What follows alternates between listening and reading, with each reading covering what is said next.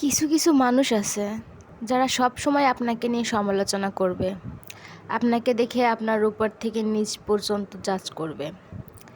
এই যেমন আপনি কি পোশাক পরলেন, শাড়ি না থ্রি পিস, আপনি হাতে কি পরলেন, আপনি কানে কি পরলেন, আপনি হিজাব পরলেন কি না, আপনি মেকআপ করলেন কি না, আপনি চোখে চশমা দিলেন কি না, অর্থাৎ আপনাকে একদম উপর থেকে নিচ অবধি ভালোভাবে স্ক্যান করবে এবং পরবর্তীতে আপনাকে নিয়ে সমালোচনা করবেন।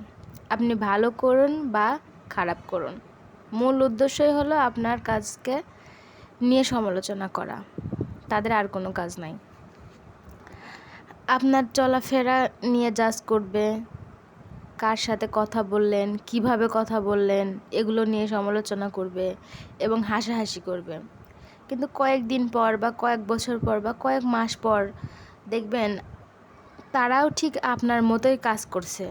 আপনি কি ধরনের পোশাক পরছেন সেটার কপি করছে, আপনি কিভাবে চলাফেরা করছেন সেটার কপি করছে, মানে চেষ্টা করতেছে যে আপনার মতো করে সেও যেন চলাফেরা করতে পারে বা পোশাক আশাক পরতে পারে। আর যেগুলো আপনার সাথে আর যে অংশটা আর কি আপনাকে দেখে তারা কপি করতে পারবে না,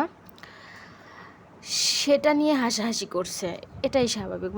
আর যেটা আপনাকে নিয়ে তারা আপনার যেটা ওনারা কপি করতে পারবে না সেটাকে নিয়ে তারা হাসাহাসি করবে, হাস্যকর একটা পাত্র বানায় ফেলবে। এটাই স্বাভাবিক। আসলে সমালোচনা করতে যোগ্যতা লাগছে না, এর জন্যই তারা এরকমভাবে সমালোচনা করে।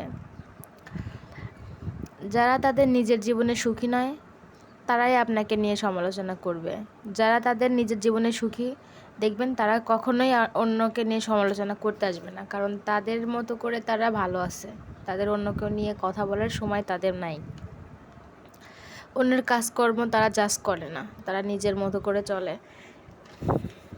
আমরা যারা আছি, যারা আমাদের নিয়ে সমালোচনা করে, আমরা অনেক ভয় পাই, অনেক সমালোচনা করছে এটা নিয়ে আমরা টেনশন করি যে কী ভাবছে, কী করছে। এগুলো নিয়ে কেউ চুপচাপ থাকে, কেউ মন খারাপ করে ঘরে চুপচাপ বসে থাকে, কোনো লাভ নাই। কে কী বললো এগুলা কোনো কিছু মেন না, এগুলা নিয়ে কেউ টেনশন করারও কোনো কথাও না।